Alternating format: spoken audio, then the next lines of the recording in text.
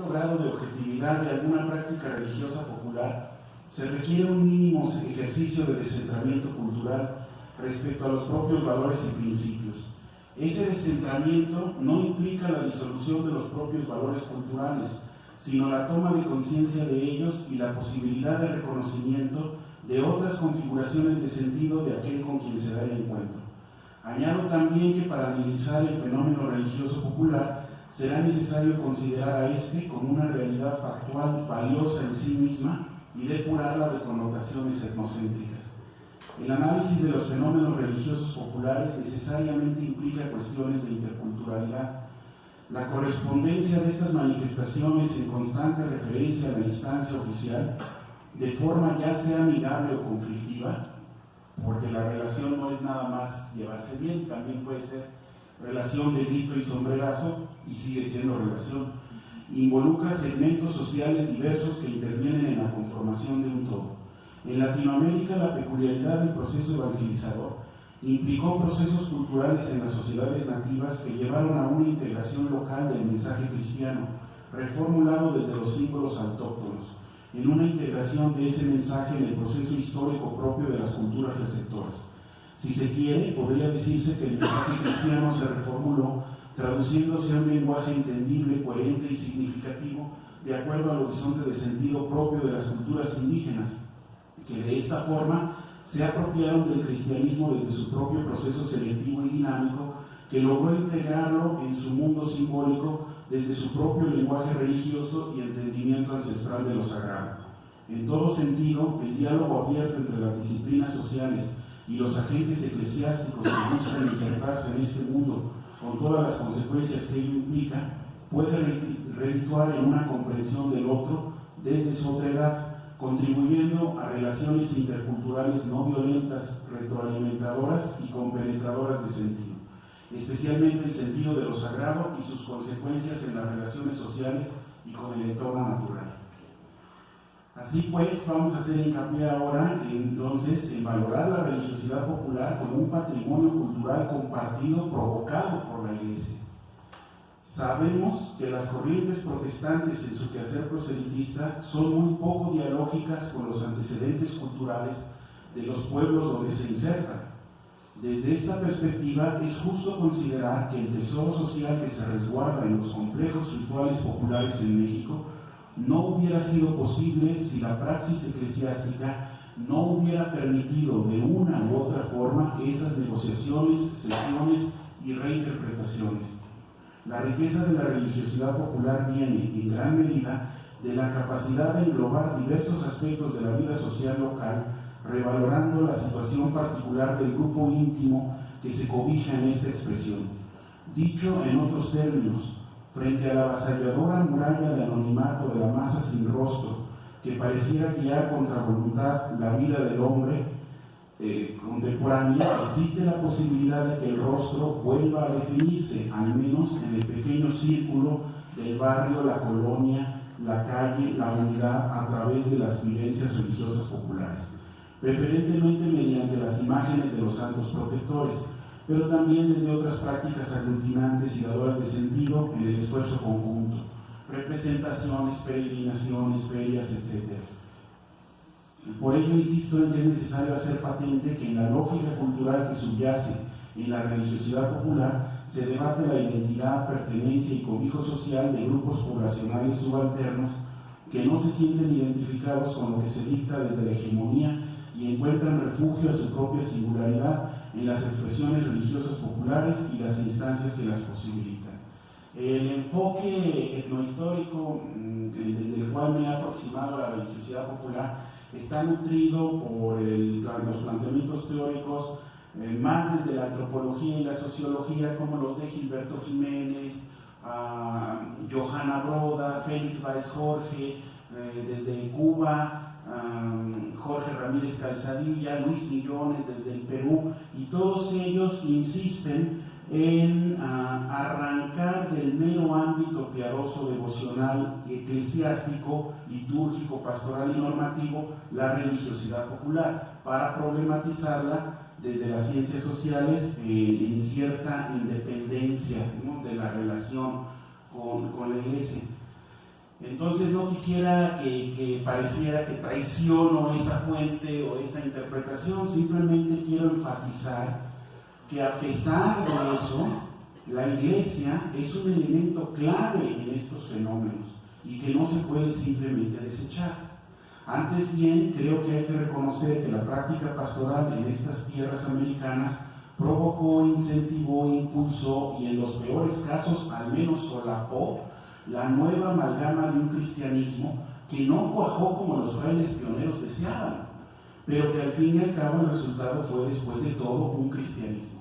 Si se quiere, podríamos decir, pues llegó el ámbito de la tolerancia, aquello que no podía ser permitido ni tolerado porque era demasiado diferente, pues ya fue un cristianismo medio cucho si quieren, pero pues cristianismo al fin y al cabo ya era tolerable. En este sentido, bien señala Félix Valls Jorge,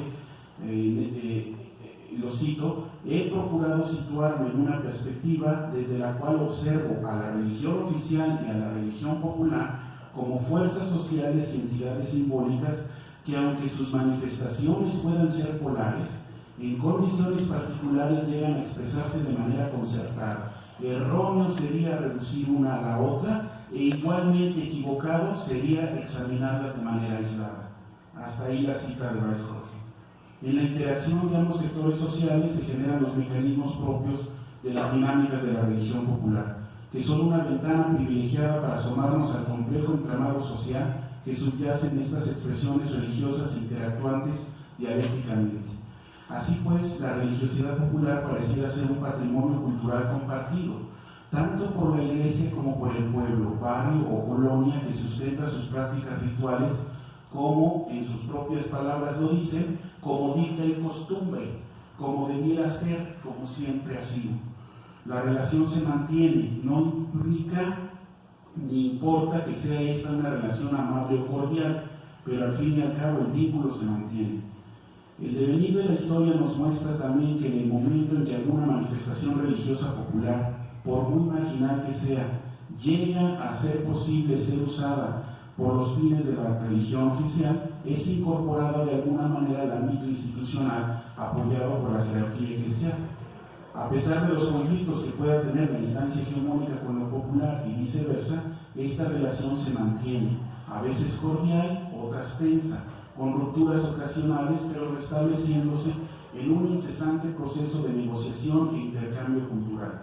En este sentido, bien apunta Sanchis, una fe en forma de religión, y es por eso que cuando se implanta en un espacio dominado por anteriores instituciones religiosas, tiende a operar por medio de transmutaciones de lo que parece posible asimilar y resemantizar en su propia síntesis.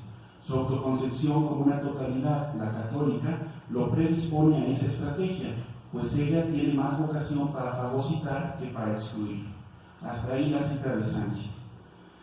Sería pertinente considerar, pues, que la religiosidad popular tiene una vocación incluyente que ha acompañado a la Iglesia en su conformación desde tiempos remotísimos.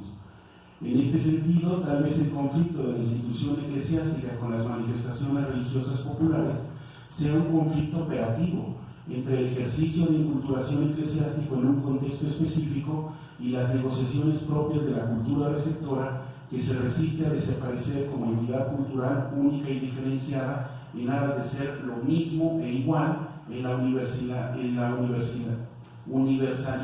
de globalización.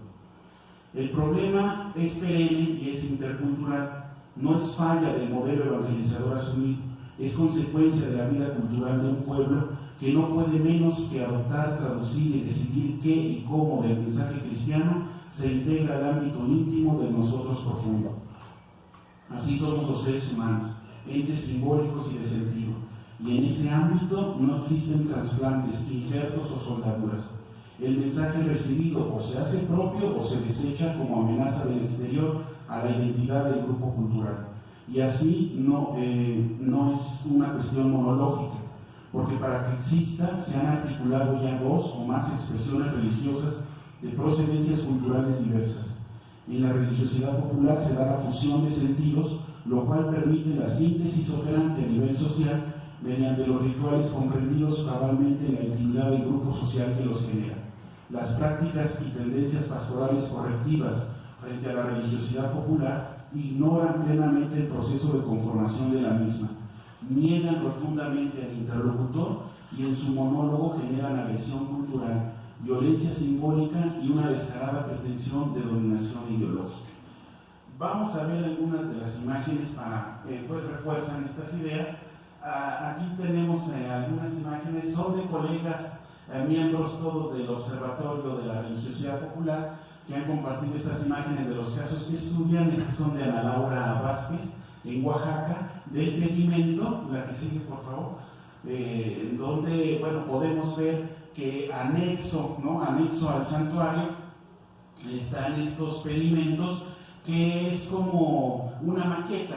O sea, en realidad lo que se va a pedir, lo que se quiere suplicar, entonces se representa en una maqueta. Creo que es mejor como la cierra, doctora, ¿verdad? Porque es como desde acá, donde, pues como podemos ver, con juguetes, ahí aplanando un poco la tierra, se pone la casita, el corral, las gallinas, los conejos, y eso es precisamente lo que se va a pedir, no es exclusivo de Oaxaca, no hay muchos lugares donde esto ocurre. Por ejemplo, también en los Andes tenemos en el lago Titicaca, donde está la isla del Sol y de la Luna, en el santuario que está ahí, también se hacen estas ofrendas a la tierra, pero camino al santuario, ¿sí? ¿Se fijan? Es esta fusión, eso es lo interesante. Si los indígenas siguieran haciendo estas cosas escondidos allá en el cerro donde nadie los vea, ¿a quién le importa? Pero lo interesante es que lo hacen camino al templo católico o inserto dentro del ritual católico, y estas fusiones se permiten y son posibles. Esa es la maravilla, eso es lo que llama la atención. La que sigue, por favor. Bueno, un pocito, ¿no? Para pedir agua, o sea, ahí lo representan con elementos muy simples, pero ha sido la que sigue. Bueno, esta es una imagen muy interesante del padre Gabriel López. Él es maya y trabaja en la diócesis de San Cristóbal de las Casas, y entonces está este arco indígena, que es el que marca el portal de acceso al lugar sagrado. Es el arco que se hace también en la tumba de los difuntos, cuando los difuntos van a ingresar en este mundo, cuando la celebración de los muertos. Bueno, aquí van camino al santuario, a la misa. Ahí está el sacerdote ya con su estola, y toda la gente tiene que pasar por debajo de este portal, y así se dan estas fusiones. ¿Se dan cuenta? Esto es lo interesante. Tuve un alumno en filosofía que era maya quiché, y él, de una comunidad de cuyo nombre no quiero acordarme porque a lo mejor se conoce. Entonces, él era muy interesante porque él lo corrieron pues de su comunidad religiosa. Entonces, cuando se iba de regreso a Guatemala, pasó a verme a despedirse y me decía: profe, es que no entiendo lo que me dice mi formador, no lo entiendo. Dice que me tengo que ir y no puedo ser sacerdote porque yo soy más maya que cristiano. Y no entiendo eso, porque en mi pueblo todos los mayas somos cristianos y todo lo cristiano es maya. ¿Se dan cuenta la fusión de horizontes que se llegan a dar de manera tan compenetrada? Un tejido social tan apretado y finamente labrado durante siglos de convivencia cultural, que es muy difícil sacar un hilo sin desgarrar todo el tejido. Esa es la cuestión. Creo que lo que nos demostraba la maestra Olga tiene que ver totalmente en ese sentido. Entonces, la que sigue, por favor. Bueno, estas son de la doctora Alicia de aquí de Ciesas, de la repetición de lluvias para el Popocatépetl. La que sigue, por favor. Como saben, la fiesta de la Santa Cruz, en honor hoy que es Día de la Santa Cruz, la fiesta de la Santa Cruz, el Popocatépetl y el Iztaccíhuatl para las comunidades aledañas no son macizos montañosos, no son piedrotas inertes, son personas. Es Don Goyo, el volcán, y la volcana, Doña Rosita, el Iztaccíhuatl. Entonces, el 3 de mayo se celebra la Santa Cruz en ambas montañas, la cruz masculina en el Popocatépetl, la cruz femenina en el Iztaccíhuatl. Y bueno, esto es muy interesante porque esta es la ofrenda a la Santa Cruz. Pero este año la Santa Cruz, mediante sueños, le pidió a los mayordomos que la vistieran de licenciada. Y entonces por eso le montaron el traje, la corbata, el sombrero y todo. Entonces nosotros vemos la que sigue creo que puede ser visualmente un poco más impactante. No, una más a ver si la tenemos. Sí, no estas personas arrodilladas, rezando, dirigiendo el rezo de la cruz, pero pues la cruz está vestida de licenciado, ¿no? Entonces de repente esto para algunas sensibilidades choca brutalmente, ¿no? Entonces colegas que han visto esto, polacos, alemanes, ¿no? Este es nuestro cristianismo, no, eso no es cristiano, no, sí es, no es, o sea, ¿quién anda poniéndole ropa, no?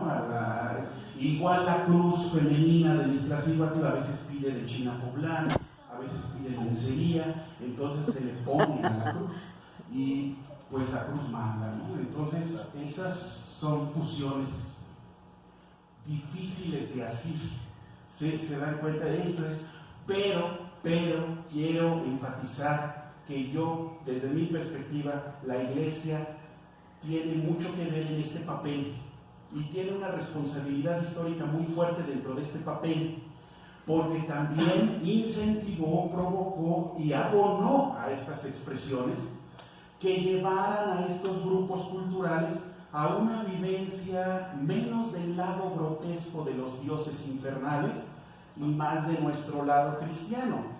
Y en ese intento de jalarlos, abonó, provocó, incentivó estas fusiones, de las cuales ahora no habría que espantarse ni ser tan violentos a la hora de confrontarlas, porque hay una responsabilidad histórica implícita ahí. La que sigue, por favor.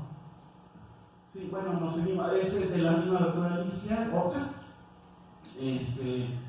El Señor, ¿no? El Santo Entierro de Casco, pues ahora que estamos, bueno, más bien ya salimos, ¿no? De lo de la Semana Santa, pues está el Santo Entierro, entonces pues ahí la gente llena estas jícaras o estos, vean cómo están ahí las sandías, y todas estas jícaras se llenan de frijol, amaranto, calabaza, es maíz sobre todo, ¿no? Porque esas semillas que van a estar insertas, en contacto físico con el Santo Entierro, son la manera de que la semilla queda bendita para luego sembrar en estas fechas, ¿no? Que arrancan con Santa Cruz.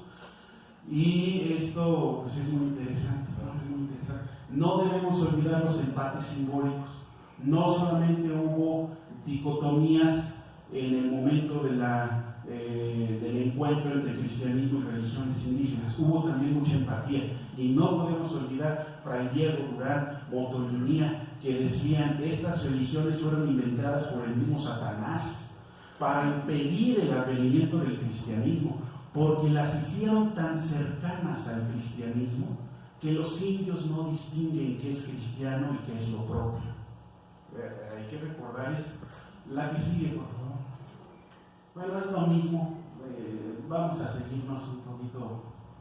Esta también de la doctora Alicia, pues ahí podemos ver el Cristo, se están haciendo estos rituales. Son también de la bendición de semillas, en este caso no es en la Iglesia Católica, es en una casa de comunidad. La que sigue, por favor. Entonces se hacen estas ofrendas, se hacen rezos, pero también incluye, entre los rezos y todo, el sacrificio de las aves, ¿no? Bañar de sangre la ofrenda para que tenga efectividad, tenga fertilidad. La que sigue, por favor, para que podamos terminar. Sí, es lo mismo. Y bueno, este es en Guatemala, de la doctora Alba. La que sigue.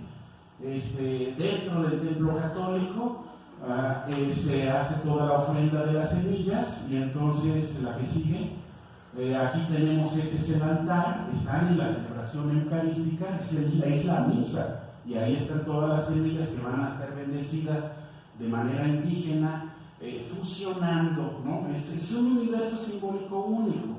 Entonces, al parecer, los que tenemos el problema de la distinción entre esto es indígena y esto es cristiano, somos nosotros, observadores externos.